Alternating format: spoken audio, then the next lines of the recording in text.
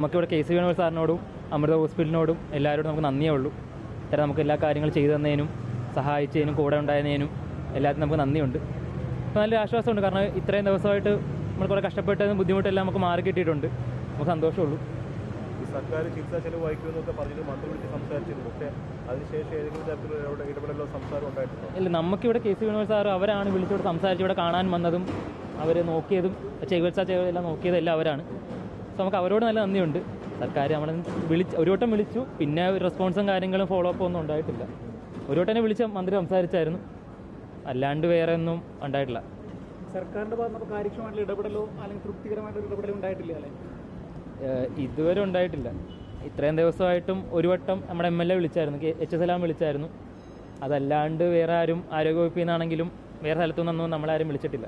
Police അന്വേഷണം medical board രൂപീകരിക്കാൻ വേണ്ടി DMOന് കത്ത് നൽകിയിരിക്കുകയാണല്ലോ. അപ്പോൾ അതിൻ്റെ ഒരു സ്റ്റാറ്റസിൽ എന്താ അന്വേഷിച്ചിരുന്നു? ഇല്ല, നമുക്ക് ഇവിടെ കിടക്കുന്നതുകൊണ്ട് ഒന്നും അറിഞ്ഞിട്ടില്ല. അപ്പോൾ നമ്മൾ ചെന്നിട്ട് പോലീസ് അവിടെയായിട്ട് കണക്ട് ചെയ്യണം എന്നാണ്. അവിടെ ഹോസ്പിറ്റലിൽ വീട്ടിൽ ചെന്നിട്ട് എല്ലാം നോക്കണമെന്നാണ്.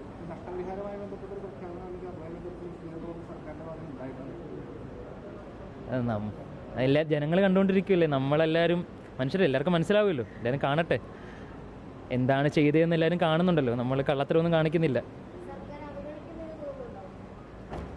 ഇതുവരെ തോന്നിയിട്ടില്ല. ഇനി നമുക്കൊരു പ്രതീക്ഷയുണ്ട് നമ്മുടെ കൂടെ കാണുമെന്ന്. ഇതുവരെ ഉണ്ടായിട്ടില്ല. ഇനിയെങ്കിലും കാണുമെന്ന് നമുക്കൊരു പ്രതീക്ഷയുണ്ട്. മുൻപിങ്ങനെ അക്ഷയ എന്ന് പറയുന്ന സ്ത്രീക്ക് ഇങ്ങനെ അനുഭവം ഉണ്ടായപ്പോൾ ഒരുപാട് സമരം ചെയ്യേണ്ടി വന്നു, കയറി ഇറങ്ങേണ്ടി വന്നു. ഒരു അനുഭവം മുന്നിലുണ്ട്. സോ അവരുടെ അനുഭവം നമുക്ക് വരാതിരിക്കണം നമ്മുടെ പ്രാർത്ഥനയാണ്. എല്ലാവർക്കും ഒരേപോലെ അനുഭവിക്കണമെന്നില്ലല്ലോ. അപ്പോൾ നമ്മുടെ ഭാഗ്യത്തിന് നമുക്ക് നല്ല ചികിത്സ കിട്ടി. നമുക്ക് ഏറ്റവും ബെറ്റർ അതായിരുന്നു. നമുക്കത് കിട്ടി, നമ്മുടെ ആശ്വാസമാണ്. ചികിത്സയുടെ സമയത്തും സർക്കാരിൻ്റെ ഭാഗത്ത് ഇടപെടലൊന്നും ഉണ്ടായിട്ടില്ലല്ലോ. അന്ന് മന്ത്രി വിളിച്ചപ്പോൾ ഇവിടുത്തെ ചികിത്സയിലൊക്കെ നോക്കും, വിളിക്കും, സംസാരിക്കുന്നു. പക്ഷേ നമുക്കറിയത്തില്ല ഇവിടെ വിളിച്ചിട്ടുണ്ടോ ഇല്ലയോ നമുക്കറിയത്തില്ല. നമ്മൾ പേഴ്സണലായിട്ട് ഒരു വട്ടം വിളിച്ചിട്ടുള്ളൂ, ഒരു വട്ടം വിളിച്ച് സംസാരിച്ചു, അത്രേ ഉള്ളൂ. അല്ലാണ്ട് വേറെ വിളിച്ചതും എനിക്കറിയത്തില്ല കേട്ടോ. അത് നമുക്ക് ഇനി 17-ാം തീയതി ഒന്നും കൂടി ഇവിടെ വന്നിട്ട് ചെക്കപ്പ് ഉണ്ട്. പിന്നെ സ്റ്റിച്ച് എടുത്തിട്ടില്ല. സ്റ്റിച്ച് ഇവിടെ വന്നിട്ട് ഒന്നും കൂടെ അത് നോക്കി എന്നിട്ട് എടുക്കത്തുള്ളൂ. അത് ഇൻഫെക്ഷനൊക്കെ ഉണ്ടോ, ചെറിയ ഇൻഫെക്ഷൻ ഉണ്ടായിരുന്നു. ഇപ്പോൾ അത് നല്ല രീതിയിൽ കുറവുണ്ട്, അതുകൊണ്ടാണ് ഡിസ്ചാർജ് ചെയ്യുന്നത്.